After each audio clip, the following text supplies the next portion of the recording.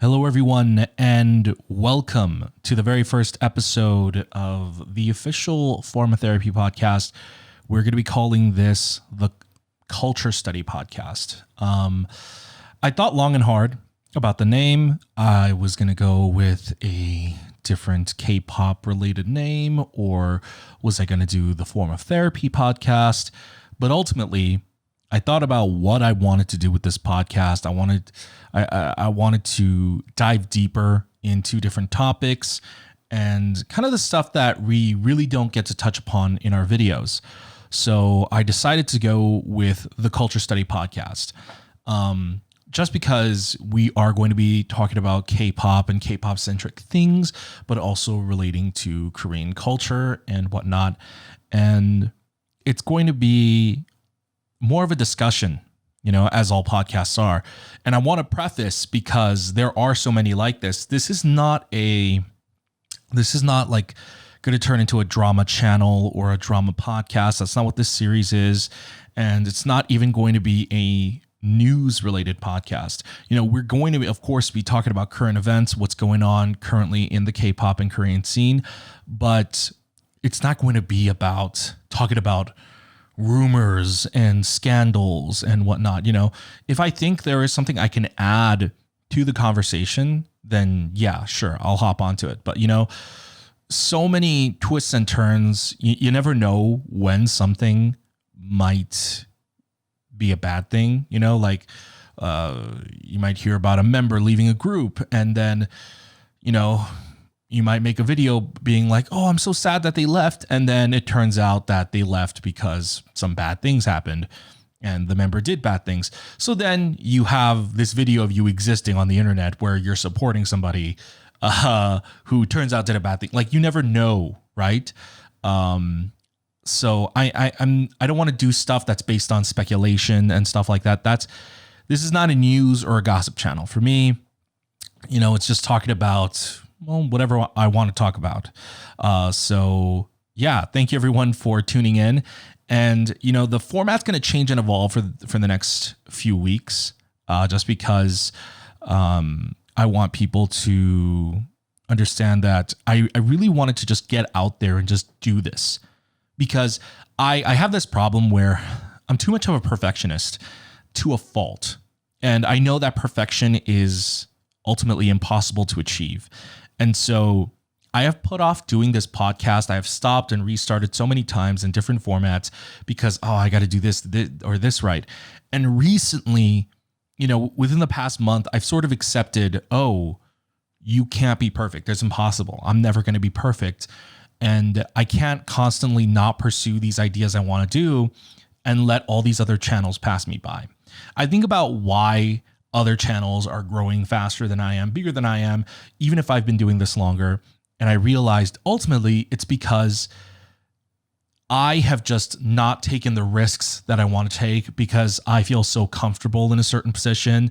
This thing is working. So then I don't necessarily do anything. And ultimately, my channel just remains stale and stagnant, and that's bad. That's bad. And so I'm just going to do this. I'm going to start out there, but I am planning to bring in a producer for the podcast. I am planning to have different segments to this podcast and this show. And one of those things is I am actually going to have opening segments for my podcast. So for my podcast, it's going to be a weekly podcast, and I'm not quite sure when we're going to be airing this, but I think I want this to be like a Friday or a Saturday podcast. I want this to be a kind of a weekend podcast, something that people can enjoy over the weekend, or save it for Monday and start the week off with it. That's up to you. But what I'm going to do is, for these opening segments, I'm going to cover, just to make it easier on people, I'm going to cover all the K-pop, or at least I'm going to just, announce all right, here are all the K-pop comebacks for this week. This week, there was this comeback, there was that comeback, blah, blah, blah, blah, blah. Next week, there's going to be this comeback, there's going to be that comeback, and sort of do that. And also go over the videos that I put out that week, both on YouTube and on Patreon, because I think I get so many people commenting on YouTube, oh, like, can you please check this out or that out? And those will be already up on Patreon, and I can't necessarily answer or reply to everybody's comments saying, hey, I reacted to this, but it's on Patreon.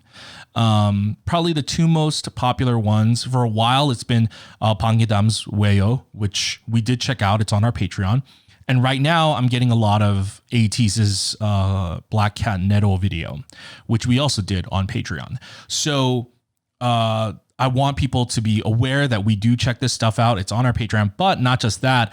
I'm also going to just like recap, hey, this is what we released this week, because we might have had a lot of releases that week, because there are still people like, oh, hey, oh, you really liked this from Pentagon? Like, I think very recently, like this week, someone was like, oh, you really enjoyed Hui's performances on Breakers. I think you would really like Pentagon's Daisy then. You should check it out.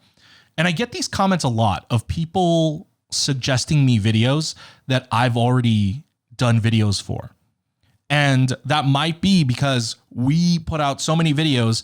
People, if they don't check their subscription box for even one day, they're going to miss it, And I don't think people necessarily go out of their way to go look back and be like, oh, I wonder if they reacted to this, And I don't think necessarily all people have the foresight of, hey, before I suggest this, I should probably check to see if they reacted to this or not, I've gotten comments from people acting very, entitled and pissed off, being like, oh, why haven't you reacted to this yet? Blah, blah, blah, blah, blah. And I'll be, I don't want to sound sassy, but I'm like, hey, bro, we reacted to this like 2-3 weeks ago. It's on our YouTube. Here's the link. And, we get that on our Patreon as well. People are like, hey, check this out. And so I want to make like a one-stop shop where people can be like, oh, this is what they reacted to this week. So you can find out. So we're going to get that out of the way first. Okay. So this week on our Patreon, let's start with Patreon first. We reacted to episode 1 of B-Side 2 with Luna, which is a kind of like a web variety thing that they're doing. We're going to check out episode 2 or episode 1, and we're going to check out episode 2 next week. We reacted to Luna performing Why Not on Music Bank, the comeback stage, and the 8K version. We reacted to ATEEZ's The Black Cat Nero, the Halloween performance video. That was Aces. We also checked out Hui performing Swim Good and For You on Breakers. We reacted to the first episode of a Stray Kids variety show called One Kid's Room. And the first episode focused on IN. Then we checked out Twice's I Can't Stop Me on Studio Choom. Now, I was actually not satisfied with their Studio Choom performance, so I reached out to everybody and I said, hey, do you have any other suggestions that better showcases Twice's choreo? So we also checked out Twice's I Can't Stop Me choreography video and their comeback stage on M Countdown, which was Aces. Then we checked out the Knock Knock Knock series with Weekly. Then we checked out the Knock Knock Knock series with Luna, the second one for this current era. Then we checked out IZ*ONE's Beware, the Japanese music video. Going 17, episode 8, Changstar, episode 4, the Mafia dance for Pentagon's Daisy, the Mafia dance for Luna's Why Not. And yeah, that's it so far. Now, as of recording this, we did not upload Good Girl and Treasure episode 6 yet. We are actually uploading that later today. So by the time this podcast is out, it will also have been posted. So those are the releases for our Patreon this week. Now, in terms of our releases for YouTube this week, I will admit, it was a little bit spare. And it's totally my fault. I have no excuses. This week kind of just passed me by. The election kind of just threw my time into a weird zone where I was suddenly like, what do you mean it's Friday? And that's why Good Girl and Treasure didn't go out on Friday, because I don't know what I've been doing this week. I haven't necessarily been just lounging around doing nothing. But then I feel like all I've been doing is just checking my phone every 5 minutes, looking up election results. I'm like, when is Nevada going to finish counting? And then all of a sudden it's Friday and I'm like, oh, Treasure Box and Good Girl was supposed to go out today. So that's why today's Saturday. That's why I'm filming it today. But this week's releases, we have the listening party for Luna's Midnight. Now, I do have to preface that listening party is, I think, blocked in certain countries. There is no way around that. Unfortunately, I tried to repeal it. There's no way around it. The listening party is blocked in certain countries. I have re-uploaded it to our Patreon. It's on our it's a Patreon exclusive, unfortunately, because if I make it available for everyone, it ruins the bandwidth on Vimeo and just they charge me a lot of money. So if it's blocked for you guys, I would suggest you use a free VPN service. We also checked out Mino's Runaway and CIX's Jungle. So those are our YouTube releases for this week. So if you haven't checked it out, go ahead and check it out. So with that said, let's move on to the rest of the podcast. Guys, welcome to the very first episode of the Culture Study. So we are recording this podcast live, but it is a private live stream right now. We're joined by 76 people, all patrons, by the way. This podcast, I wanted to do the pilot podcast at least with our patrons, just because we are working out some kinks, but also in general going forward, I'm wondering if we might keep the podcast to be an exclusive podcast live stream. Obviously, this podcast will go out to the public in video form and in audio, wherever podcasts are available, but I might keep the live stream to patrons only, just because right now there's 76 people and the chat is not hectic and crazy. And I think when you have this small amount of people, the chat is, one, not crazy, and it's not moving so crazy that I can actually read comments. And second, everyone sort of understands the rules. It's a podcast. You know, I'm here to sort of talk and have different discussions.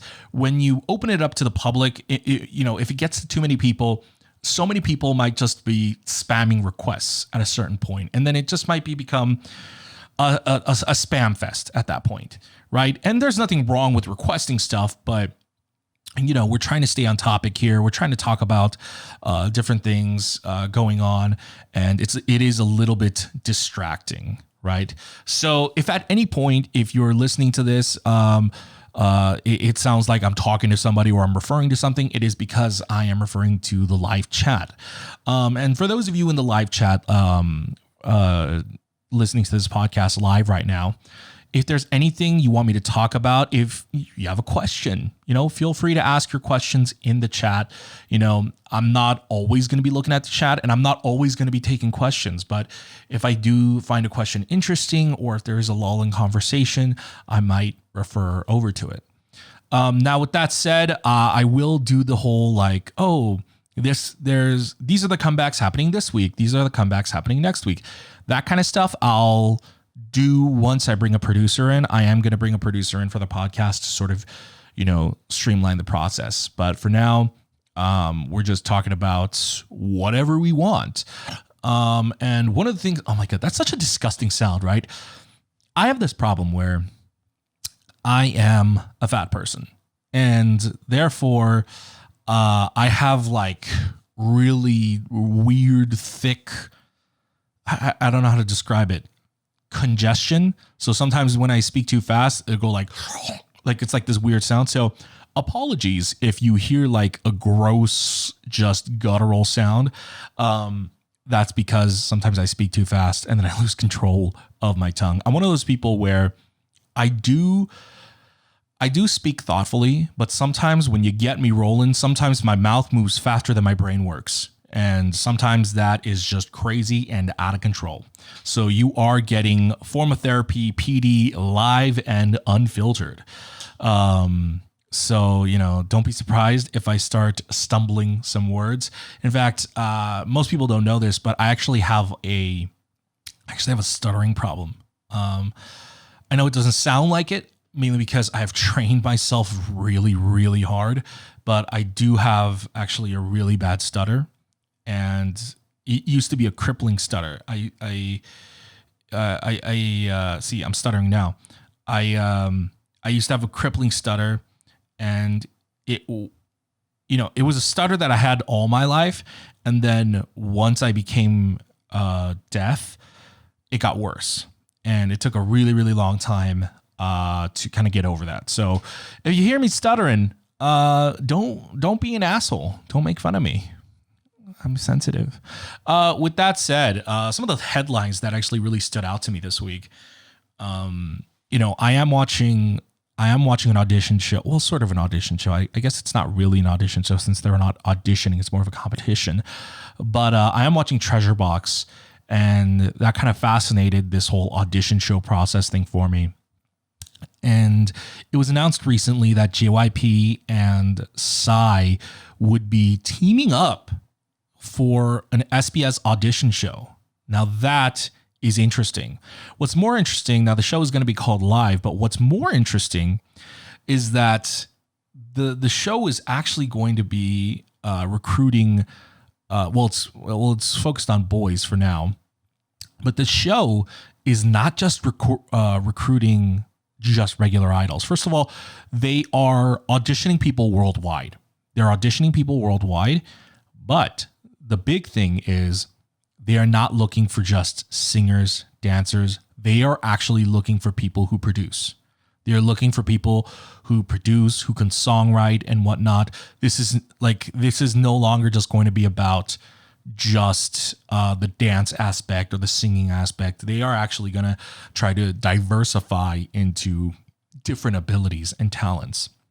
And then the group is going to debut in the second half of 2021. Now, is this going to be like a competition show where they're going to show all the auditions, or I don't know how that's going to work. Not yet, but yeah, this is going to be very, very interesting. Now, what I find interesting is, okay, JYP and Psy teamed up for this. What label do they belong to? What, okay, they're teaming up for this, but my question is, why? If they're both backing it, and the comments on the article said that they would have the full promotional support of JYP and P Nation. But what does that mean? Because, listen, I've been hurt by the Produce series before, okay?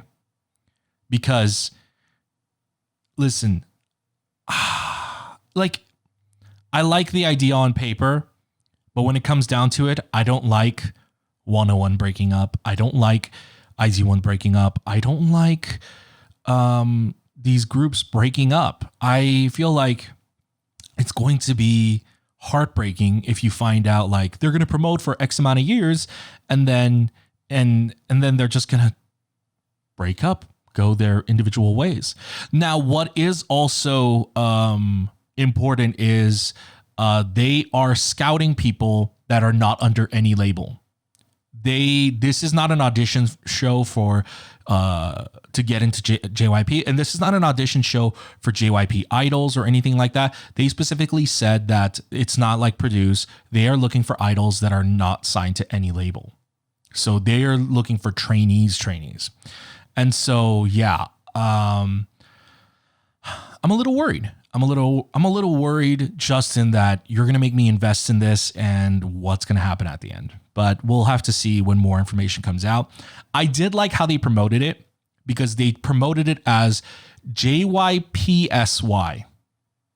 It said JYPSY. And I like that. I like that, obviously, because they share the P in the middle because, P Nation or Psy starts with P and JYP ends with P. So I kind of like how that worked out. That was a really good promotional aspect. But the show is called Loud, so I'm not quite sure how this is all going to go down. We'll see. But yeah, I am excited because I think with the exception of Miss A, I like every group JYP has ever produced. Like them a lot. Not just like they're all right. I would say I love these groups. Maybe not to stan levels, but I love these groups. And people might be like, I think people always freak out whenever they hear that I didn't like Miss A. I didn't like Miss A. No one in Miss A really kind of, I feel like, shined as a stellar idol. You know, Suzy was so destined for acting. Suzy was so destined for acting.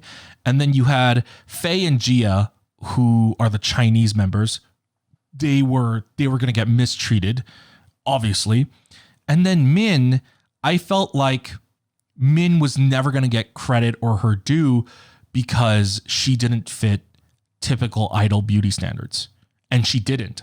I feel like Min was just shoved into obscurity. Like Miss A, like where are all the members besides Suzy? Like where is Min? I don't even know what Min is doing. And when Min did that project with, who was it? Was it Min, Jogon, and was it Hyoyeon? Was it SM? There was a SM Station collab. Min appeared in that, and I was like, whoa. But like as a group, I feel like Miss A I feel like they didn't have like together, they didn't have that big it factor for me. And so, you know, I was never into Miss A, you know, and again, people freak out and people in the chat are freaking out right now. But yeah. So that's what's going on in the audition front. Some additional news. Oh, I did hear that it seems like Suga's not going to be promoting in BTS's next schedules, which is unfortunate. But also good in the sense that he's taking a break and he's getting the rest he needs. For those of you who are unfamiliar, turns out Suga got surgery because he tore his shoulder. He tore his shoulder doing whatever. But you know, he's going to be taking a break from these promotions. And you know what? Great. Given how much BTS promotes, I'm not surprised that, you know what? I'm actually more surprised that they haven't been more injured given how intensive their choreo is and how much they promote. You know, I feel like so many people get injured left and right, and they don't even promote on a super regular basis. And so the fact that BTS has quite a good attendance record is pretty insane, especially given how difficult their choreo is. Okay, so we have a question from someone in the chat. They asked, "Oh, have you checked out BLACKSWAN, the group?" This is from Nick C. Okay, so I did check out BLACKSWAN, and I did film a reaction video for it, but ultimately, I don't think I'm going to put it out. I don't feel like I had anything interesting to add, ultimately. I think in a podcast, sure, but it was more so commentary about the situation rather than the music video and the song. Because if we're going to get into BLACKSWAN's debut, let me give you a basic rundown of what I thought about their debut. The song was, I think, incredibly generic.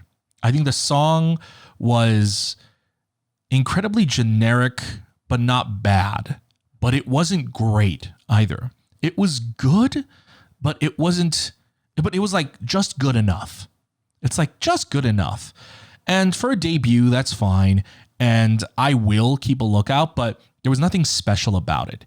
Music video wise, I actually had a lot of criticisms about that music video. If you actually go back and watch that music video was shot by someone who knows what they were doing, but they didn't have money. So the visual element of the music video, it was high quality, very, very, very beautiful looking in terms of just resolution and color science, color grading, all of that. It was really, really well produced, but I could tell they had so little money behind it. And, you know, they were working on cheap sets, and a lot of the sets, there was no motivation behind their outfits versus the set. Their outfits versus the set, like it was clashing a lot. You know, there was no big motivation for why they look the way they do against this set. They were just like, ooh, let's have this flashy outfit against here's a nice. It's like, so I think the best way to describe it is, I think the wardrobe department and the set dressing department did not work together. And not that they necessarily do. In fact, the combining force in that is the director. The director is supposed to be the one that provides insight on like a vision for like set dressing, and then provides insight on wardrobe as well. And one of my problems was that there was just no correlation. And I think the director just didn't get involved in that. I think the director had their hands full. The biggest conversation about Black Swan would be that they have a black member, right? And where's she from? Senegal? She was from Senegal. Like, she was born in Senegal, but she's from Germany, I think. I think that's what it was. I think she's from Belgium or what have you. And that was the biggest thing going in, is this is something that I was going to make sure that I was not going to let them slip on, which is the group of Black Swan. About half the members were part of a different girl group called Rania, but half of those girls actually got added into Rania late 2019. So I don't think they ever actually even performed with Rania. So half of the members are from Rania, but only on paper. Like, they never actually promoted with OG Rania. And for those of you who are unaware of the Rania situation, Rania was a girl group who, you know, they were doing okay. I wouldn't say they were doing great, but they weren't doing horrible either. But then, to sort of bolster their notoriety, they added a black member. Specifically, she was African American. And her name, I'm sure some of you have heard the name, Alex Reed. And Alex, her fame comes from the controversy that was BP Rania. So Rania then they quote unquote rebranded their name to BP Rania, which was Black Pearl Rania, and they added Alex Reed. Now, this was a huge moment in K-pop because this was the first time anyone was making any concerted effort to debut an idol that was not Asian. It was very, very big. And the problem was they debuted her and they treated her like, honestly, the best way to describe it is they treated her like she was a feature in their own music. And I remember when she debuted, she didn't even perform on stage with them. I think she either never performed on stage with them at all, or she would be off of stage, and then when her part comes on, she would come on stage, perform her part, and then she would leave and not be there for the rest of the performance. And so that was either their debut or that was their first comeback. I think with Alex Reed, they only did 2 promotions, if I recall. Could be wrong, but I know they did at least 2. They at least did 2 songs. And honestly, they treated her like a prop. And this is the problem I had. I don't remember the label's name, but it's like DR something. It starts with a D, I think. But this label, I'm all for let's try new things, and hey, let's even try to add a black member into a K-pop group. But you have to treat them not necessarily equally. That's not going to be possible, right? In the same instance, like Chinese members don't get treated the same, Japanese members don't get treated the same. You know, it's sure not going to be the same, but I think the fact that she was treated more like a feature rather than a member was, I think, very, very, it was very apparent. And I don't like the way they treated Alex Reed. I have met her a couple times before. She's really, really cool. She's really nice. And yeah, I think that was a really messed up situation. So going into this, now here's the thing. Going into this, I thought, I can't believe they're doing this again. And what's blowing my mind is this group is still Rania, technically, in the sense that they are rebranding Rania and calling them Black Swan. This isn't like, hey, we're debuting a new group. Their EP, their album is literally called Goodbye Rania. So this is literally, they're literally still going off of the Rania brand. This is what I said when BP Rania was clearly not working. This is what I said. They need to rebrand this group completely, because they did Rania and then they did BP Rania. And I said, why would you name this BP Rania? Like, first of all, calling it Black Pearl Rania and adding a black member feels very on the nose. Like, it's not racist, but it bugs you, right? Like, it's not necessarily racist, but it's like, ooh, you're really trying to sell this whole quote unquote angle. Like, that's what bothered me a lot. It's like, ooh, you're really trying to, like, ooh, we have a black member. And it's like, all right, you're being really, really hammy about that. But I feel like we would have all forgiven that if they had treated her right. You know what I mean? Like, I feel like even naming the group BP Rania, people would have let that slide if Alex Reed actually got treated like a new member, you know? But because they mistreated her and because they kept treating her like a token black member, it leaves a bad taste in your mouth. Now, they're doing the same thing. They called this group Black Swan. And then there's the whole, you know, obviously the story behind the Black Swan, right? You know, the white swans versus the black swan. So there's already that kind of allegory that's a little uncomfortable. And then they add a black member again. Now, I will say, and this is the thing that I kept a lookout for, they treated her better.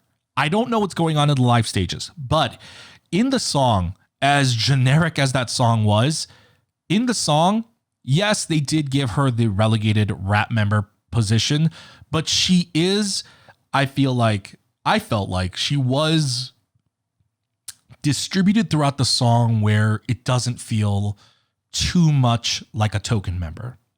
You know, it did not feel ham-fisted in that way. She had like those hype lines, you know, like the ad libs. So she's not relegated to just like the bridge rap feature, but that is kind of what she does. And, you know, I don't know what her proficiency is with Korean. And that's not necessarily to say, hey, you have to learn Korean. I think, you know, it's coming to a point where if you're going to do someone who is going to be in the position that she's in, maybe you could treat her like how, I don't know, like think about how like Wonder Girls treated Yubin as the rapper of the group, you know, maybe old school K-pop style. It's like, give them just like one rap feature or two rap features in a song, but at least include them in the choreo. You know, they get center position plenty of times. They get plenty of screen time in the music video. She doesn't need to be everywhere in the music video, but it doesn't have to be crazy. Like, it doesn't have to be crazy, but it has to feel like, oh, she was treated somewhat fairly.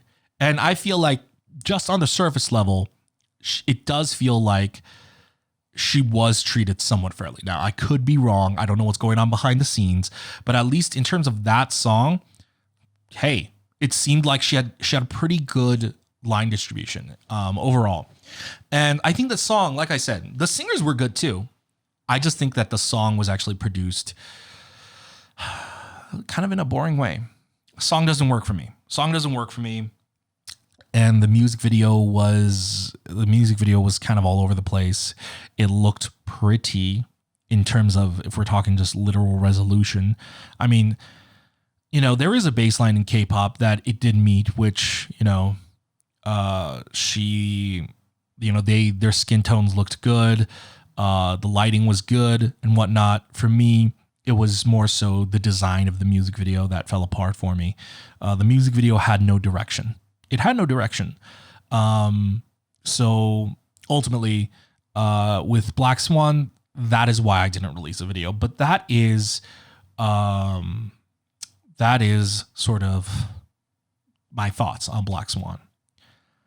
Yes. So someone in the chat says, which is weird since Melanie Fontana worked on that song.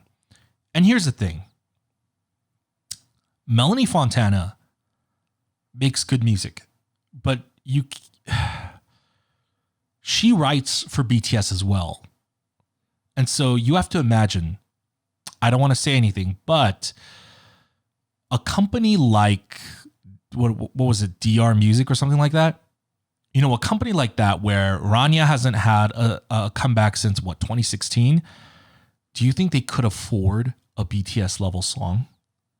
That's the thing. Just because Melanie Fontana worked on it does not mean it's going to be amazing, because they had to buy that song from her.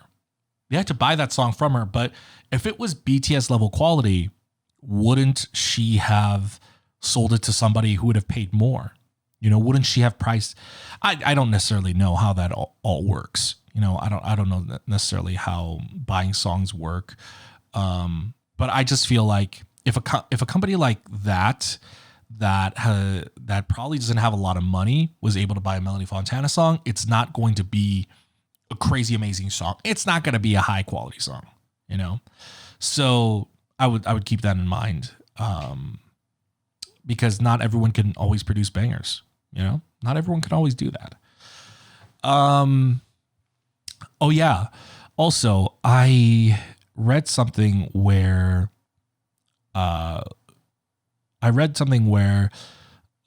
VIX's N is not going to be re-signing with Jellyfish. I would love to know, if you're listening to the podcast, if you're watching this on YouTube, or if you're listening to this wherever else, leave us a comment. I would love to know, what are people's thoughts on Jellyfish as a label? Is it a good label? Is it a bad label?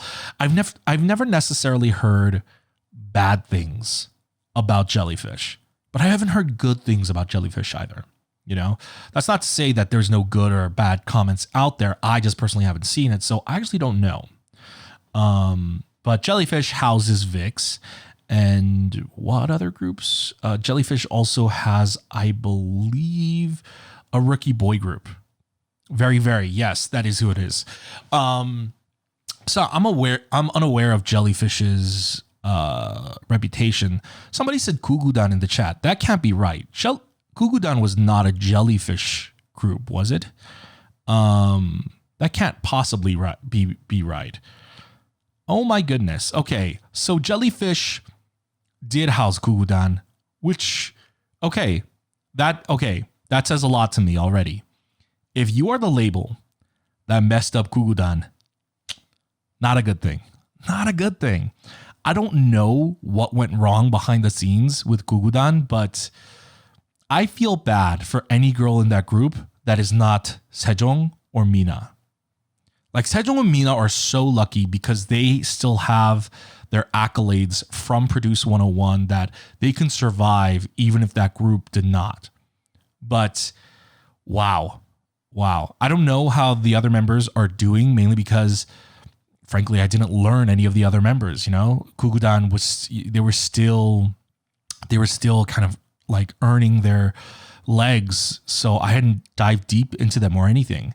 So I only knew Mina and Sejong, and that's sad. That is depressing. But yeah, I heard that VIX's N, he signed with 51K, if that's how you pronounce it. They are primarily an acting label. I don't know if they have any singers, but they have actors like So Ji-sup, 2PM's Taekyeon, Lee Sung-woo. And here's the thing. N left Jellyfish, but they said that he will still promote with VIX. My question is, when has there ever been a group where multiple members have left the label and that group still promoted? Or at least they still promoted with those members. So, for example, 2PM hasn't promoted in forever. All right. Taekyeon left, and Taekyeon is in 51K as well. They said that even though Taekyeon is leaving, he's still going to promote with 2PM. they weren't even promoting before he left. You know, so many of these guys are going off to the army and whatnot. They were already not promoting. Even a group like SNSD. Where's SNSD? Now, mind you, after SNSD, quote unquote, kind of split up, they had, you know, a lot of people are like, oh, but they had SNSD GG or whatever that was. That didn't have Tiffany in it though. Did you notice like SNSD GG, that didn't have any of the members that left the label. Like, I'm curious, like, has there been a single group where a member leaves the label, but they say that they're still going to promote together? Has that ever happened? Has that ever happened? You know, I don't think that has ever happened. And at this point, I almost feel like it's a marketing move from any group. I feel like it's a marketing move because I feel like if you say you're leaving the label and you're leaving a group, you might lose fans. And it's like a tragedy, right? It's like, oh, the group is over, or like you're no longer associated with this group. But what I think is interesting is when you say we're still going to promote as a group, I think what that also means is we're still friends. That's what that means. Because I will say this. Tiffany left the label, and a couple other people left SM as well with that. But Tiffany regularly meets up with the SNSD members. Tiffany regularly posts about the SNSD members and stuff like that. And so I think what it sort of signifies is like, we're still friends. We're still together. We still support each other. But chances at a group comeback, how realistic is that? How realistic is that? Someone said everyone but Jessica. Now, the thing about Jessica is that was a falling out. Jessica did not leave the label, and they didn't say, oh, we're still, you know, Jessica's still going to promote with SNSD. No, it was a falling out. Jessica was, depending on whose story you believe, Jessica either abandoned the group or she was kicked out. So, you know, that is a different story. So yeah, I feel like, you know, will we get another VIX comeback? Because what was the last VIX comeback? Is it Scentist? Scentist feels like it was ages ago. Feels like it was ages ago. My goodness. I think it was Scentist. We have a question from Wise Smelly Legs. They ask, what is your opinion about Mamizon? Okay. I would not have been able to answer this question literally an hour ago, because I literally found out who Mamizon was an hour ago. So for those of you who are not familiar, Mamizon is spelled mommy and then son, is a rapper from Show Me the Money.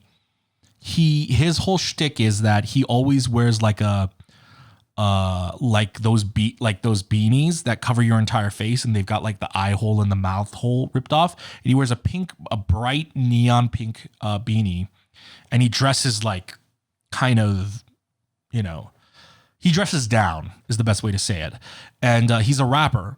And so I'm actually not familiar with Mamizon. I don't know his music except before this podcast, I had just watched Good Girl episode 6, and Mamizon performed, and it was incredible. And it was really, really good. And Mamizon reminded me a lot of Mad Clown. Like, he sounds exactly loud like Mad Clown when he raps, which is really interesting. I don't know his music. Given what they said on Good Girl, they said that what he performed on Good Girl actually was kind of like contrary to his usual style. So I feel like I feel like that might be that's different. He is Mad Clown. Mad Clown is him. Are you guys? I'm confused. Are you guys joking when you guys say that Mad Clown is Mommy's son, or is this like a joke? I have no idea. Oh, Mad Clown says he isn't, but basically everyone knows he is. No, it's his alter ego. He is Mad Clown. He is Mad Clown. Same people. But I'm saying, like, is there any proof that it's Mad Clown? Is there any proof that it's Mad Clown? Like, we could just compare Mad Clown's eyes with Mommy's son's eyes. Mommy's son has like really distinct bland eyes. Yeah. But yeah, I mean, he was really good. He was really, really good. I thought he was really impressive. If that is Mad Clown, that would have been a really fun, interesting experiment. Someone asked, speaking of Show Me the Money, what did you think of Changbin on it? I did not see it. I don't watch Show Me the Money. I don't watch Show Me the Money. I don't watch most shows. I don't watch most Korean shows. In fact, I watch all Korean shows. The Korean shows that I do watch, which has been, I can name it on like one hand. Queendom, Road to Kingdom, YG Treasure Box, and Good Girl Now. Literally 4 shows. I have not seen any other Korean variety shows, mainly because it's not my type of bread and butter. I prefer scripted narrative series. So I have not necessarily seen it on my own. The only shows that I check out on my own that I watch in my personal time is actually Running Man. That is the only show that I actually really, really enjoy personally. Somebody asked, will you check out Island in the future? You know, I'm not going to check out Island just to get on like the hype train of Island. I'm going to wait for ENHYPEN to debut. And if the group interests me, then yes, I'm going to check it out. That's the only way I'm going to check it out. If ENHYPEN interests me and I want to get to know them more. It was the same with YG Treasure Box. I had no intent. A lot of people wanted me to check out Treasure Box for a really long time. I had no interest in doing it until I saw Going Crazy. And once I saw Going Crazy, that really changed my mind. So that was really interesting. With that said, any other questions in the chat? What do you guys want me to talk about? Okay, so somebody asked, PD, what's your opinion on CIX? I will say that I do not have an opinion on CIX yet. We're going to have to wait. Because I'm still checking them out. I'm still in the midst of checking them out. Yeah. You know, I think my opinion on CIX is going to be solidified after I check out Numb, which I do want to do. Your opinions on aespa. Oh, okay. So this is what we're going to talk about. Or is it aespa? aespa. Here's the thing. Whenever they come up with these names, it's usually a mishmash of different words. So it's really hard to know how it's pronounced. I will have to see the Korean spelling. The Korean spelling is usually the way to go. But we're going to go with aespa for now. Now, the basic thing I know about aespa is that it's going to be how many live members? Like only 4 live members, and then like what was it, like 5 virtual members? Is that what I think they said? It was either going to be I see, 4 live members and 4 virtual members. Okay. And the 4 I see. So the virtual members are virtual versions of the live ones. Okay. So here are my thoughts on aespa. Now, we have at this point not seen the music video. I've not seen any concept photos, nothing. I've seen nothing from aespa. Okay. But my opinions are purely culture based. And right now, I am unsure, bordering on this might be a bad idea. Now, I don't mean this might be a bad idea and like, oh, it's going to suck. That's not what I mean. I'm a little worried about what this is going to do to K-pop and the fandom culture in general, because we already have a really bad culture of entitled, possessive fans. It's a very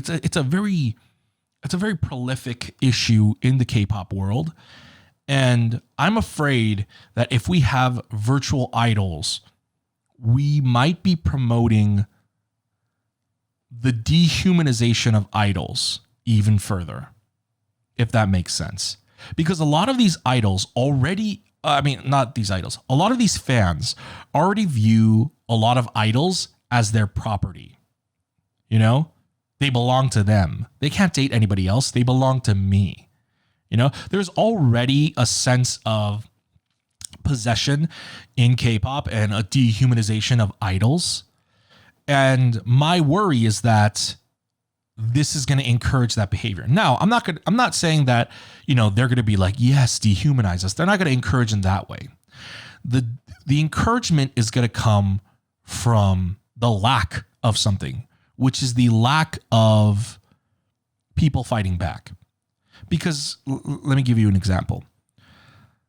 When you're at an airport and an idol is being bombarded by people left and right, you can physically see the idol being upset. And when you see the idol being upset, that shows people, oh, we need to relax on how we treat them at the airports. You know, when you see that an idol is upset, the fandom will be like, hey, look at what you did to blah, blah, blah. They're clearly upset. You're badgering them. And there will be a clapback, right? Or certain idols, like very recently, you know, speaking of VIX, I believe it was Leo from VIX. Leo from VIX, he recently posted on his Instagram begging haters and begging kind of like insane fans to like stop harassing him, right? You know, Leo, who has been kind of doing nothing, just on staying on the down low. The fact that Leo is getting these crazy spam messages in his DMs, you know, people, you know, and they were very entitled, very possessive.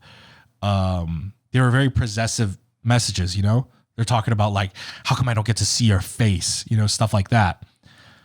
And Leo had to come out and say, you know, please leave me alone. Please don't do this. You know, ultimately they can fight back and they can express their discontent. How is a virtual idol ever going to do that? When you have a virtual idol, essentially what you've got is just somebody who's going to be like, oh, thank you, blah, blah, blah. Like, I'm really, really, really worried about just the dehumanization of idols. You know, I'm trying to look out for their safety overall. And, you know, Izuman said that this has been his dream for a long time, which I don't know why virtual idols were your dream. That's a weird thing to dream about. Like, honestly, like he talks about how this is the future and stuff like that. You know, I think the NCT thing is cool. I think if, you know, this whole global domination and like this, you know, the idea of NCT Unlimited, you know, swapping out the roster, you know, that kind of stuff is cool. But virtual idols, I don't know why that has been a dream for a really long time. It's kind of scary. It's kind of scary. I'm really worried. I hope that there are ways around this. I hope that they can find a way to protect these girls. And what worries me even more is that apparently the virtual idols are virtual versions of the real life idols. I don't like that. I don't like that because I can already imagine as Haseng, who is obsessed with the virtual idol, and then going to the real idol and saying, why won't you love me? You said you loved me yesterday. And the real life girl is like, what are you talking about? And he's like, yeah, you in this game, you said you liked me. And then he pulls up like an aespa game where the virtual version says, ooh, I love you, or whatever, or something like that. You know what I mean? Like, what if they, especially if you're going to have virtual idols, that means they're going to probably work in virtual content, AR content, VR content, possibly games and stuff like that. And the problem is, why are you linking the virtual members to the real girls? Because again, I feel like sasengs don't think right. Sasengs don't think right. And I feel like sasengs might confuse that problem of blending virtual reality and reality. Is no one else scared of that? Is no one else scared of a saseng not being able to tell the difference between the virtual idol and the real idol? That's scary. That's scary to me. I really hope that SM knows what they're doing and they're taking the proper precautions. But yeah, that's how I feel about the aespa situation. That has nothing to do with, again, the musics. That has nothing to do with the talent, their dancing, anything like that. So we'll see. Okay, wow, this is interesting. So Yoshinori says, hey, PD, did you hear that Black Eyed Peas song is making a girl group? Their name is Stacy and they're debuting on the 12th. Okay, that's crazy. I have been seeing stuff suggested in my YouTube, like pre-debut stuff on 1TheK for a group named Stacy. Knew nothing about them, haven't seen anything. I had no idea that Black Eyed Peas was behind this.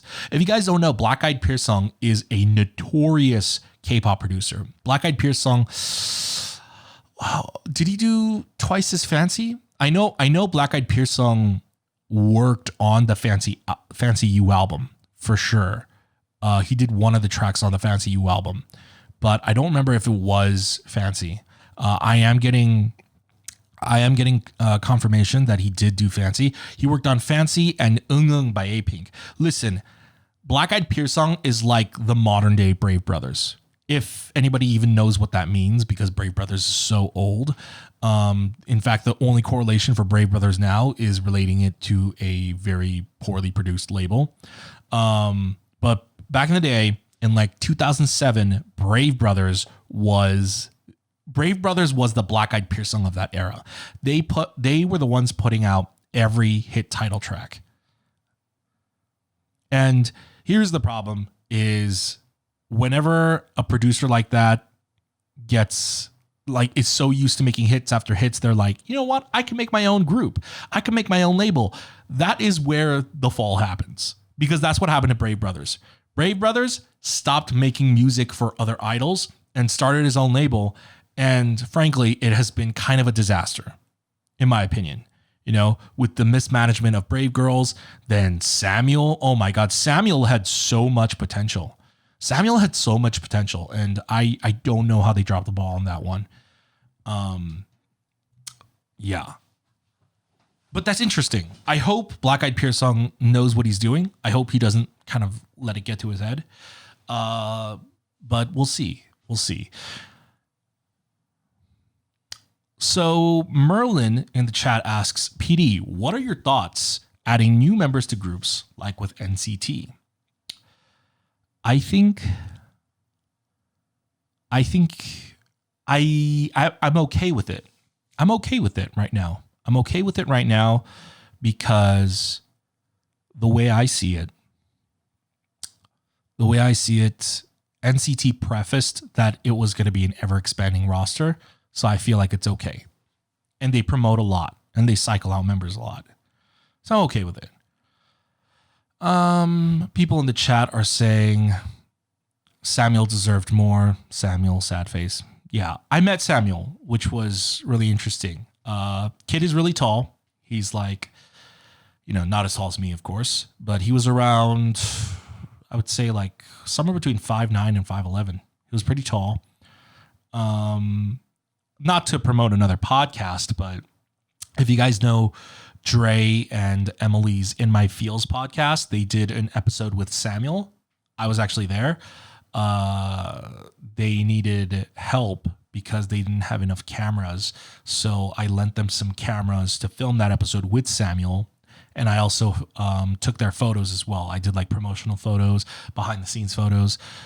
So I helped out with that shoot. And Samuel was there, and he was nice to meet. And can't talk about what I heard, but I feel like the plans that Samuel had must have gotten derailed because of COVID.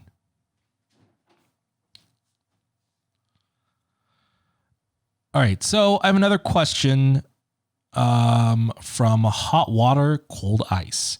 They ask, when do you think Luna will make their big break? Or do you think they have already?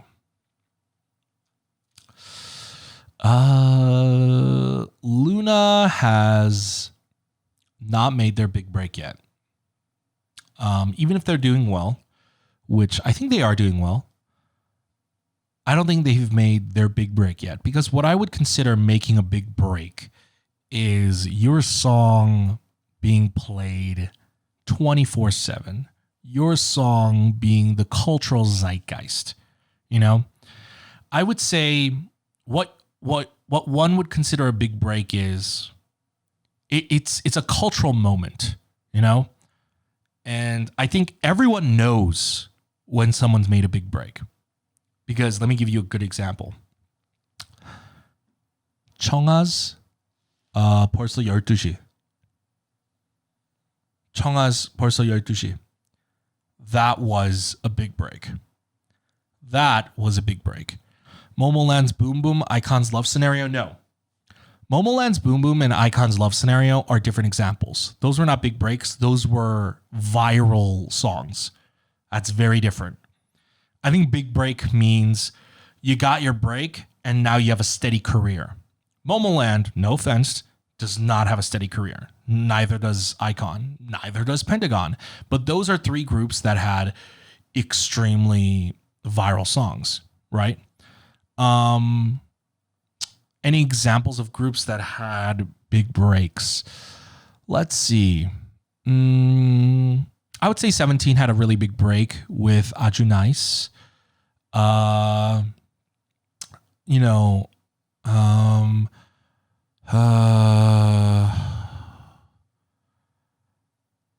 EXO's Growl was a big break. SNSD G, yes, I agree. SNSD G. ATEEZ, I don't think ATEEZ has had their big break yet.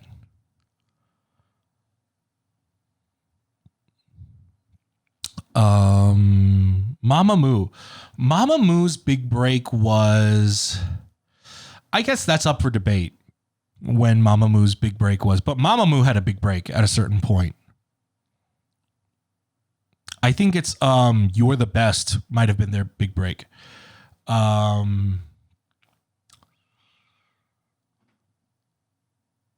Okay, somebody asked in the chat, why do you think Isuman invested in Luna?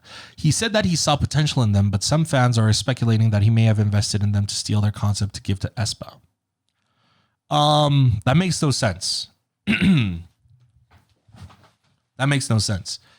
That last part makes no sense. He invested in them to steal their concept to give to aespa. What does that mean? He stole their concept. First of all, what is Luna's concept? You know, they make interesting kind of boundary pushing music. How do you steal that concept? Like, if you wanted to steal quote unquote Luna's concept, why would Izuman have to invest in Luna at all? That makes no sense. That makes zero sense. He would just look at what Luna does and then tell aespa, hey, do this. So no, I don't think he invested in them to steal from them to give to aespa. To the Lunaverse, to be specific, no, I don't think. No, again, the Lunaverse is out there.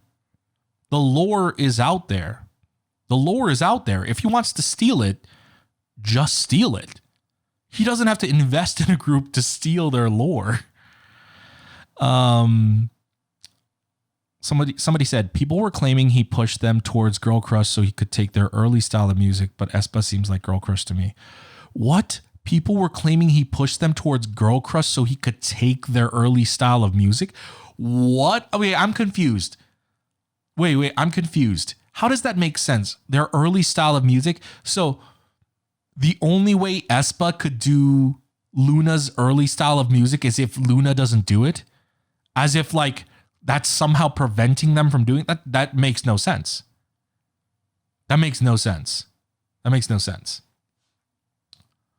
He could steal all he wants. I'm just saying, why would you invest that makes no sense.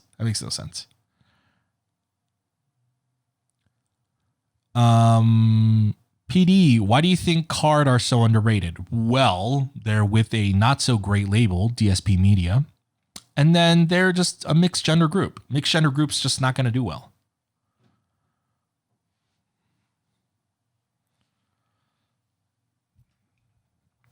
But yeah. People are asking me thoughts on Mama 2020. P, who do you think should win on Mama this year? Well, before we even talk about Mama, I was gonna say, what about Chungha? Where's that Chungha comeback? Remember when Chungha was gonna have a comeback? Remember how Stay Tonight was the most mind-blowing pre-release single of the year? And then Play was also awesome? Where's that Chungha comeback? I think it's impossible to say who's going to win Mama because Chungha still hasn't had her comeback. You know? You have to remember this. We are no longer living in a world where it could be November and we can definitely say who's going to win. We're not in that stage anymore. Someone could win Mama by releasing a banger of a song this month. You never know. You know, K-pop has evolved so much. This industry has gotten so crazy where, you know, by the time it was July, you could definitely say, oh yeah, this song's going to win. We are no longer at that point. She mentions on the K-pop Daebak show that it had been pushed back. Ooh, that is unfortunate. Oh, by the way, I watched the K-pop Daebak show. Alexa was on it recently. Obviously, I watched it to support her. And she gave a quick shout out to me. Well, she didn't shout me out specifically, but she mentioned me. Eric Nam actually asked her, how did she meet Jay from Day 6? And she mentioned that she met him through the YouTuber Form of Therapy. And that's me. So yeah. It's really funny because someone was asking me this question a few days ago. They were like, hey PD, are you friends with Jay from Day 6 or Alexa? Or like, are you friends with Jay from Day 6 and Alexa? Like blah, blah, blah, blah. And I was just like, I'm the one that introduced them. So yes. This was back in I think she was off of Produce 48 and she was training, and obviously she did not know a lot of people with who spoke English, and she did not speak Korean fluently at the time. So, you know, I was just talking to Alex and we were texting back and forth, and it seemed like she was having like a rough time, and, you know, she reached out. She's like, hey, you know, do you know anybody in Korea that I could hang out with? And I was like, yeah, sure. Let me hook you up. And so, you know, I hit up Jay and I was like, yo, I have a friend. She's a trainee, and, you know, she's just looking for other people who speak English, you know, so can I, you know, introduce you, you know, can I give you guys each other's contact information? And he was like, yeah, sure. And so that's how they got to know each other. And so, yeah, now they have a podcast together. And in a way, in many ways, I am responsible for that podcast. It would not exist without me. I said it. No, I'm just kidding. Ew, there's that disgusting guttural sound I made again. Gross. Sorry about that. I will say though, man, Eric Nam is such a good interviewer. I really, really want to do his podcast. or I want him on my podcast. Obviously, this is just the first episode, so, who knows what kind of future we have. But I do have people I can interview. Mind you, they're all songwriters at this point, but occasionally we will have songwriters. We will have producers on. Very recently, somebody reached out. Who reached out? I forget who reached out. I forgot who reached out to me recently, but this songwriter. Oh, right. It was one of the people that worked on Luna's Why Not. Yeah. One of the people that worked on Luna's Why Not actually reached out. And so because I was like, who is the insane person that wrote this? And he was like, it was me. And I was like, oh, really? And so, I plan on reaching out to him and talking with him. I don't want to name anybody specifically because I don't know if I can get them, but in the future, hopefully we can do interviews and conversations like this as well.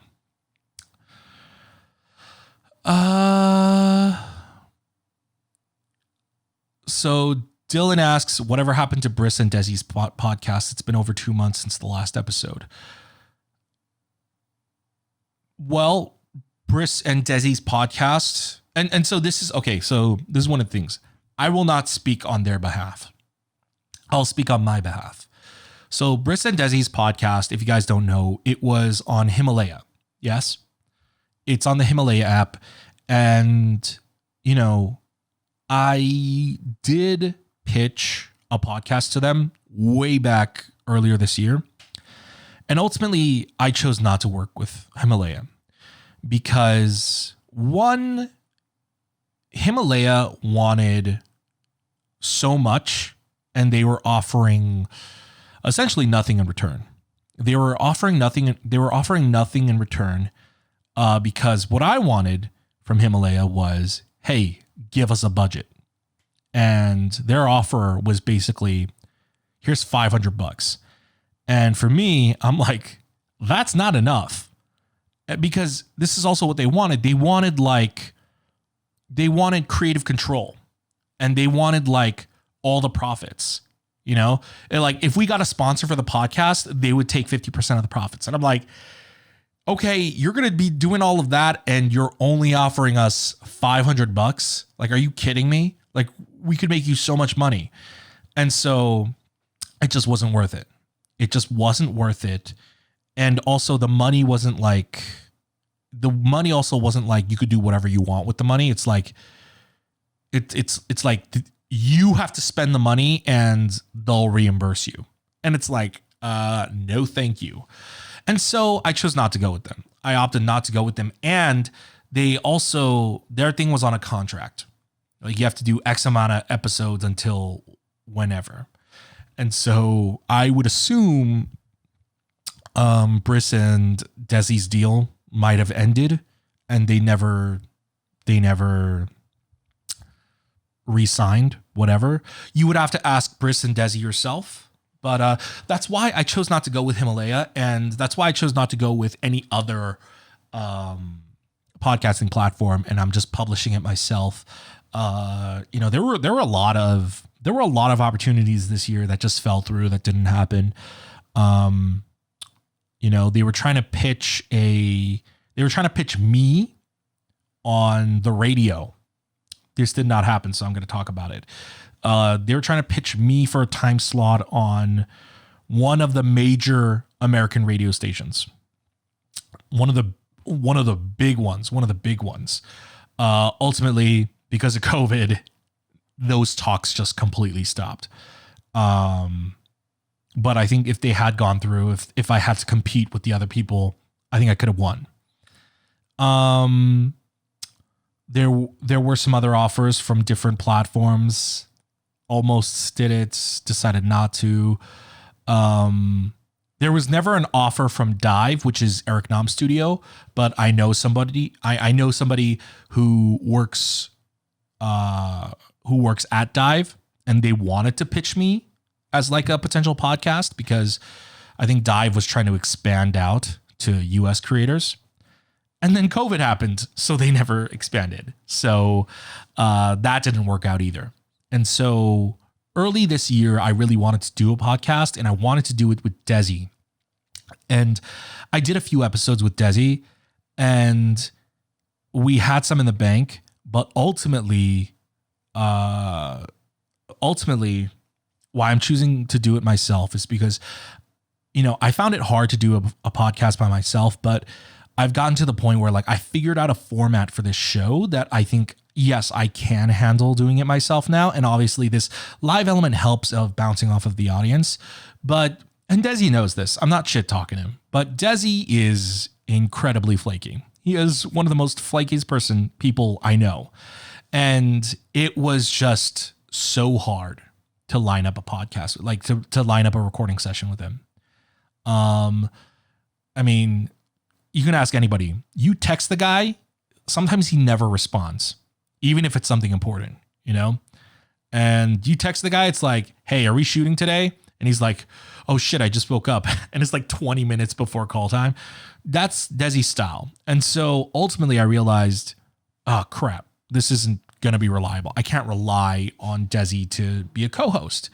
And so, I tried working that out and it just didn't work out. And so over the past few months, I've been brainstorming a lot on what I wanted to do. And this is going to be my K-pop centric podcast.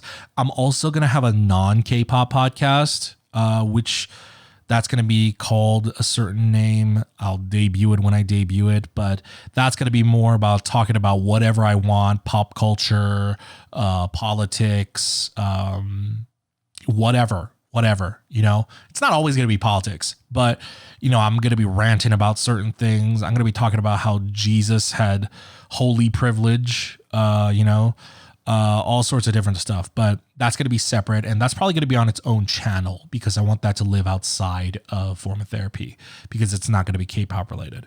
But this podcast is going to be K-pop related. For a long time, I didn't want to do a K-pop related podcast. And then I realized, every time I do a live stream, I basically do a K-pop podcast because so many people ask me different questions. Holy privilege? Yes. If you guys want to know, here's a brief preview of that podcast. It's my conspiracy theory about Jesus. Okay. It's that Jesus was worse than white people. Because people talk about white privilege. Jesus had holy privilege. Jesus, he talks about taking the high road. Jesus says, turn the other cheek. But here's the thing. I think about, because of current political climates, I was thinking about how whenever the far right, whenever right-wing people attack you, right? They, it makes me want to say, fuck you, fuck off. All right, now I have to add an explicit tag to this, but it makes me want to fight back, right? Whenever I see a Trump sign, I want to kick it down and I want to like spray paint all over it, But I'm like, oh no, I don't want to be violent. But at the same time, I think about like taking the high road and stuff like that. But I'm like, wait, why do we have to play it fair and by the rules, right? Like you look at police brutality and like the cops are killing unarmed innocent civilians. And it's like, why do we have to take the high road? It's like Jesus says, turn the other cheek.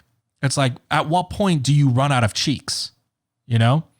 Like how does it make sense? How does it make sense that if you are being, let's say, abused by the police, God forbid if that happens, that's even possible. If an officer is beating you, do you go, oh, wait a minute?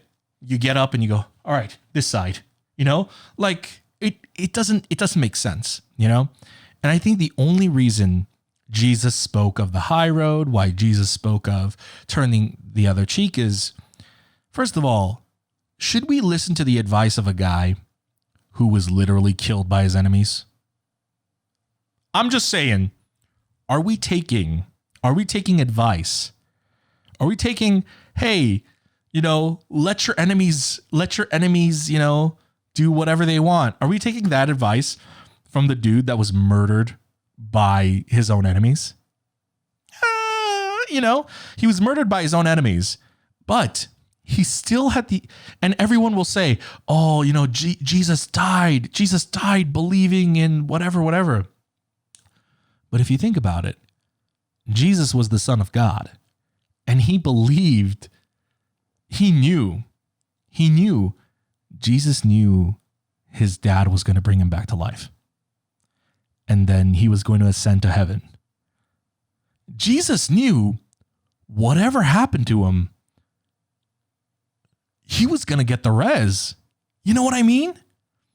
That's holy privilege. Only somebody who knows that if they get killed by the police, that they're going to come back to life, could ever practice the terms, turn the other cheek, take the high road. It's like, dude, your dad is God. Like, of course you're cool with dying, So, that's just a sampling, but I believe Jesus had something worse than white privilege, which is holy privilege, omniscient privilege. But that's just a preview of the kind of things, of the wild things I'm going to talk about on my other podcasts. If you guys don't know, I'm like a borderline conspiracy theorist when it comes to life. So that's going to be that podcast. But this is our K-pop podcast. Is it also going to be live? I can make it live if you guys want. I can make it live. But yeah, we are running at an hour and 20 minutes. We are running at an hour and 20 minutes. So we might be wrapping up the podcast here. Any last questions? Any last things that maybe I forgot, or things that I was talking about and never finished my thoughts on? Would love to wrap that up now. If there's anything you guys want me to talk about. But yeah. Stray Kids got no nominations for Mama this year. Thoughts? I mean, I don't know. I don't really care for award shows. I don't really have thoughts about that kind of stuff.